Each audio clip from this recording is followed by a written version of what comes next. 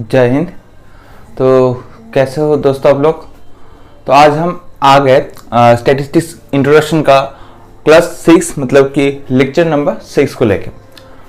तो video start करने से पहले सब्सक्राइब आवर चैनल और थोड़ा लाइक भी कीजिए और आपका फ्रेंड्स दोस्त सबके साथ थोड़ा बहुत शेयर भी कीजिए सबके साथ। और चलिए बिना टाइम वेस्ट करके आज का वीडियो स्टार्ट करते हैं।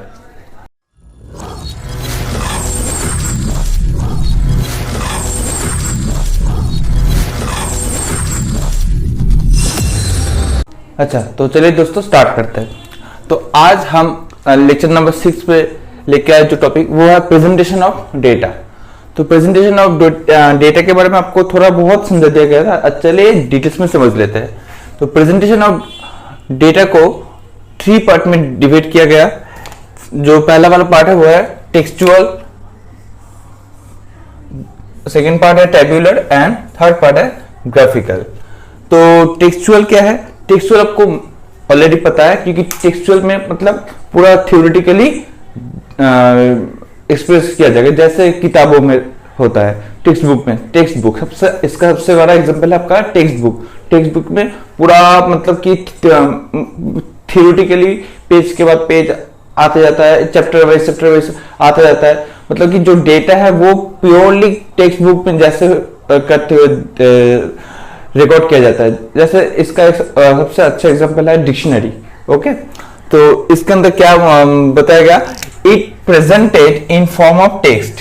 इसको सिर्फ टेक्स्ट के हिसाब से दिया जाता है। Suitable when quantities are not very large. जब क्वांटिटी वाला जो कॉन्सेप्ट आता है उसका उतना यूजेज नहीं होता, तो तब क्वांटिटी को छोड़ जब पूरा डिटेल एक थ्योरी का डेटा चाहिए हमको, उस टाइप के डेटा के लिए टेक्सचुअल जो प्रेजेंटेशन है ये बहुत ही इंपॉर्टेंट है। उसके बाद आता है टेबुलर। टेबुलर की मतलब और कुछ नहीं है बेटा, टेबल मतलब टेबल। तो what is tabular? Tabular it is an orderly arrangement. Tabular में टेबल में कैसे रिकॉर्ड किया जाता है? एक ऑर्डर मेंटेन किया जाता है, एक सीरियल नंबर मेंटेन किया जाता है। तो it is an orderly arrangement of data. Data को ऑर्डरली अरेंज किया जाता है इन रोज एंड कॉलम। हाँ बेटा, टेबल में और होता है क्या? रोज और कॉलम को छोड़ के। तो इसका फीचर्स चलिए जान लेते हैं। Number 1, ideal size. हाँ, टेबल बहुत ही लेंथी नहीं होना चाहिए क्योंकि टेबल जो चीज है ना वो मतलब कि एक बहुत ही लार्ज डिस्क्रिप्टिव न्यूमेरिक फॉर्म को एक बहुत ही इजी वे में समझने के लिए एक चार्ट पे दिया जाता है। तो ये बहुत लेंथी बिल्कुल भी होना नहीं चाहिए। नंबर 2 पे आता है कंपैरिजन। हाँ, टेबल में दिया हुआ हर एक एलिमेंट के अंदर एक दूसरे के साथ, इन लोगों के साथ कंपैरिजन भी होना चाहिए। ऐसे मतलब कि टेबल को ऐसे अरेंज किया जाता है कि उसको एक दूसरे के साथ उसका अरेंजमेंट कैसा है और एक दूसरे के साथ कंपेरेबल हो सकता है कि उसका इसके साथ इसका अगर कुछ कंपेयर है। ए और बी के अंदर जो ए और बी सपोज 2 एलिमेंट है जो प्रेजेंट है एक आपका टेबल में, तो ए और बी के अंदर क्या डिफरेंस है वो विजिबल होना चाहिए। 3 नंबर पे आता है सिंपल एंड अट्रैक्टिव। तो टेबल हमेशा सिंपल एंड अट्रैक्टिव होना चाहिए, एक बार में देख के सब लोग इसको समझ जाए ऐसा होना चाहिए और अट्रैक्टिव भी होना चाहिए। 4 नंबर पे आता है सोर्स मस्ट बी गिवन। हाँ, ये टेबल कैसे बना गया, कहां से ये डेटा लेके आ गया, तो इस सब को लेके ये जो रेफरेंस है, जो सोर्सेस है, ये सब डेटा का सोर्सेस भी टेबल में इंक्लूड होना चाहिए। Abbreviation should be avoided. Abbreviation मतलब शॉर्ट फॉर्म, जैसे आपको एक दिया गया था ना नेशनल सैंपल सर्विस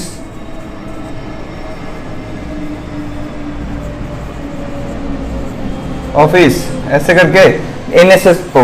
तो ऐसे कोड इस्तेमाल नहीं कर सकते हम टेबल में। 6 नंबर पे आता है percentage of ratios must be included. Percentage and ratio. Percentage and ratio table में हर एक टेबल का रिजल्ट के तौर पे आता है परसेंटेज और रेशियो। तो परसेंटेज और रेशियो का जो चीज है वो हर एक टेबल पे इंक्लूड होना चाहिए और हर एक टेबल का जो रिजल्ट वो परसेंटेज और रेशियो के हिसाब से एक्सप्लेनेशन देना चाहिए। तो ये गया टेबल का फीचर्स। उसके बाद आ जाते हैं हम डिफरेंट टाइप ऑफ टेबल जानने के लिए। तो डिफरेंट टाइप ऑफ टेबल के अंदर हमको जानने को मिलता है, इधर भी तीनों तरीके का टेबल होता है। First one, according to purpose. आपका जो पर्पस है वो टेबल कैसे, मतलब किस पर्पस से आप तैयार कर रहे हो। जैसे टेबल बनाने की हम बचपन में जब बेसिक कंप्यूटर कोर्स कर रहे थे, हमको स्कूल वगैरह में हमको वो एक सैलरी शीट, मार्कशीट, ऐसे करके बहुत सारा एक्सेल के अंदर तैयार कैसे किया जाता है वो सिखाया जाता है स्कूल पे। तो उधर हम क्या, मतलब कि एक पहले स्टूडेंट का नाम लिखता है या सब्जेक्ट का नाम लिखता है, उसके बाद उसका ओरल पे कितना नंबर है, रिटन पे कितना नंबर है, उसका फुल मार्क्स देता है, ऑब्टेन मार्क्स देते हैं, ओरल का फुल मार्क्स देते हैं, ऑब्टेन मार्क्स देते हैं, फिर इसका ग्रेड फिर इसका टोटल मार्क्स देते हैं, ग्रेड देते हैं, परसेंटेज देते हैं। ऐसे करके मतलब कि उसको हम कैसे पूरा एनएच कर देते हैं पर्पस की जरूरत। तो टेबल एक तो होता है अकॉर्डिंग टू पर्पस, दूसरा होता है अकॉर्डिंग टू ऑफ ओरिजिनलिटी। तो टेबल के अंदर जो चीज, मतलब कि किस चीज की जरूरी ज्यादा है। ऐसे टेबल में ऐसा भी होता है कि बहुत सारा डेटा आपको दिया हुआ होता है, क्योंकि वो सारे डेटा का इंपॉर्टेंस है, लेकिन आपको ऐसे भी कुछ डेटा हाईलाइट किया जाता है कि जो आपको इंपॉर्टेंट है, तो आप उसको आपके हिसाब से हाईलाइट भी करते हो। फिर आता है आपका अकॉर्डिंग टू कंस्ट्रक्शन। तो टेबल को कभी कभी कंस्ट्रक्ट किया जाता है उसके हिसाब से, आपका डेटा का हिसाब से। आपका जो डेटा है उसको कैसे, मतलब कि किस एक डेटा को किस तरीके से आप एक्सप्लेन कर सकते हो, किस तरीके से उस डेटा को हाईलाइट कर सकते हो, उसके तौर पे भी अकॉर्डिंग टू कंस्ट्रक्शन भी होना चाहिए। तो जो पहले वाला अकॉर्डिंग टू पर्पस, इधर दो पर्पस दिया गया, एक है जनरल पर्पस, दूसरा है स्पेशल पर्पस। तो जनरल पर्पस के अंदर आपको बताया कि रेफरेंस टेबल जहां पर डेटा का जो डेटा कलेक्ट करके हम टेबल के अंदर हम पुट करते हैं, उसका जो रेफरेंस है, कहां से वो डेटा आया है, उसको टेबल के अंदर एक्सप्रेस करना जरूरी है। फिर आता है स्पेशल पर्पस। जो स्पेशल, जब कोई डेटा जैसे बजट वगैरह हो गया कुछ चीज का, तो ऐसे डेटा वाला जो टेबल होता है उसको हम समरी टेबल भी बोलते हैं। फिर आते हैं हम अकॉर्डिंग टू ओरिजिनलिटी। ओरिजिनलिटी के अंदर भी दोनों चीज आता है। एक है ओरिजिनल, जहां पर सिर्फ रॉ डेटा ही इनपुट होता है। एक होता है डिराइव्ड मतलब आफ्टर एडजस्टमेंट, मतलब कि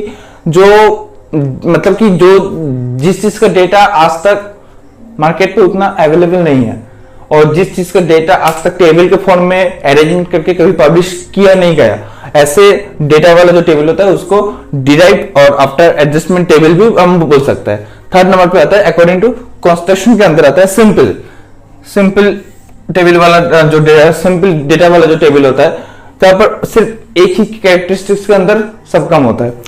और दूसरा आता है कॉम्प्लेक्स मतलब more than one characteristics, just like double, manifold, sorry spelling थोड़ा गलत है इधर, मैनीफोल्ड एंड ट्रेबल, जहां पर 1, 2, 3 और भी बहुत सारा डेटा अवेलेबल होता है। तो ऐसे मतलब कि सबका एक खुद का एक अलग अलग कैरेक्टरिस्टिक्स है। ऐसे करके जो सब डिवाइड किया जाता है, ऐसे जो डेटा होता है सबको कॉम्प्लेक्स टेबल के अंदर लाया जाता है। तो ऐसे ही पूरा हो गया प्रेजेंटेशन ऑफ डेटा। इससे बहुत सारा क्वेश्चन आने वाला है, ऐसा कुछ नहीं है, पर आपको ये सब एग्जाम के तौर पे इसको आपको जानने की जरूरी है, क्योंकि अगर एमसीक्यू है तो एमसीक्यू एग्जाम में तब आपको आंसर टिक करने में थोड़ा बहुत दिक्कत आ सकता है। तो इसीलिए हमने इसके ऊपर एक ओवरव्यू दे दिया। तो चलिए आज के लिए ये प्रेजेंटेशन ऑफ डेटा इतना ही। हम मिलते हैं नेक्स्ट क्लास पे, लेक्चर नंबर 7 पे। Thank you guys, thank you so much.